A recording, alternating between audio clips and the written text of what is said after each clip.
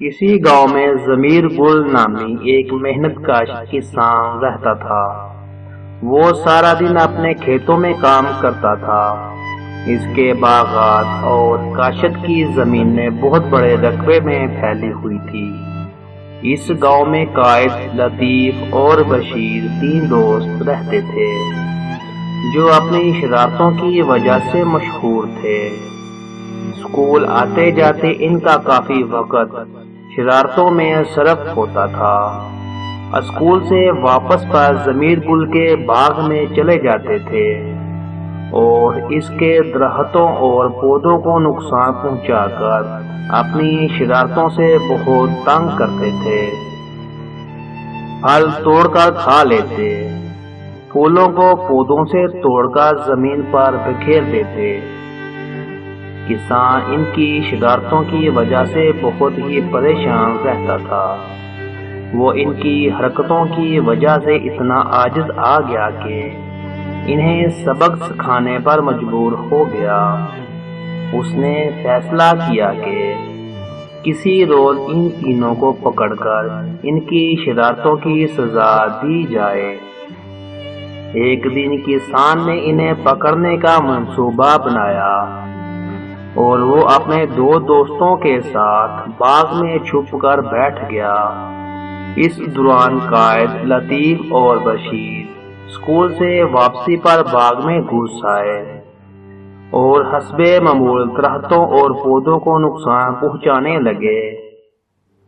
کسان اور اس کے دوست جو پودوں کے پیچھے چھپے ہوئے تھے وہاں سے نکل کر ان تینوں کو پکڑ لیا۔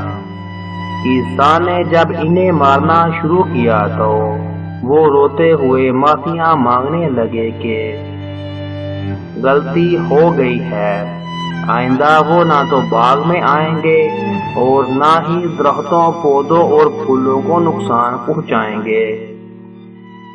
لیکن کسان نے انہیں ایک کمرے میں بند کر دیا اور ان سے کہا کہ تم تینوں کو تب تک جانے نہیں دیا جائے گا جب ایک دن میرے ساتھ کھیتوں میں کام کرو گے۔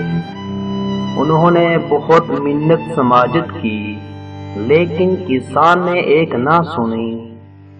آخرکار انہیں کسان کی بات ماننا پڑی۔ دوسرے روز صبح سویرے اٹھا کر ان تینوں کو وہ کام دیے گئے جو کسان خود کرتا تھا۔ یہ سارے کام ان کے لیے بہت ہی مشکل تھے، لیکن کسان کی قید سے رہائی کے لیے انہیں کرنا پڑے۔ دوپہر تک وہ تینوں بہت تھک چکے تھے، ان سے اور کام نہیں ہو رہا تھا۔ ان کی حالت دیکھ کر انہیں کسان نے بلایا اور پوچھا کہ کیسا لگا کام، مشکل ہے یا آسان؟ تینوں سر جھکائے کھڑے تھے۔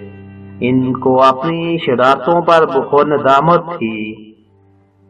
کسان نے کہا شرارتیں کرنا بری بات نہیں، لیکن اپنی حرکتوں سے نہ تو کسی کی دل آزاری اور نہ اسے تکلیف دینا چاہیے۔ تینوں نے کہا کہ ہمیں اپنی آج تک کی حرکتوں پر بہت شرمندگی ہے۔ آج کے بعد ہم آپ کی نصیحت پر عمل کریں گے، اب ہمیں معاف کر دیں۔ کسان نے انہیں چھوڑ دیا اور وہ تینوں خوشی خوشی گھر کی طرف چل پڑے اور آئندہ کے لیے شرارتوں سے توبہ کر لی۔